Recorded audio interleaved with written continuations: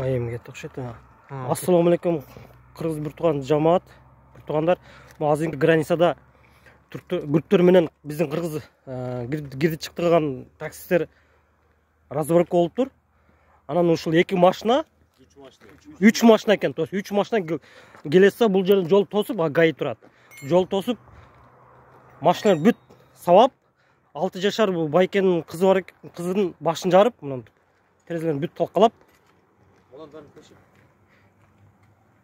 Мына 3 машина экен, азыр бир машина кетиптир дальше наракка. Вот.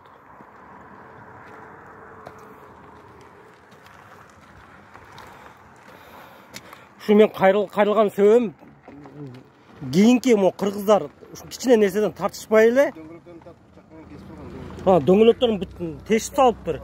Машинаны чүрбөстөн жол тосуп чүрбөстөн бардын салып салыптыр. Азыр бардын байын салып кетиптир, ичинде пассажирларды. Азыр бизгилер токтодук. Эки машина, бир үчүнчү машина кетиптир. Вот. Бирөөнүн кылган нерсесине ушу инсандар попал болуптур. Ошол силерге кайрыларым, ушу граница каттап аткан жигиттер азымча нерседен тартышпастан кийинкилерибизди ойлойлу. Карасаңар, мына кече 14 киши каза болду, бүгүн кандай нерсе болуп атат. Ошон үчүн барыңарга айтып кетерим,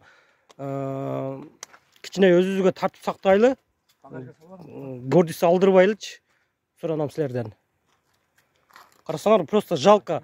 Бул жерде канча инсан бар? Бул байкенин, водитель байкенин 6 жашар кызы бар экен, башын жарып салыптыр. Машина вообще талкап салышкан машинанычы. Токтоптур эле. Ана. Дөңгөлөктөрүн бычактап жарып салыптыр бүт.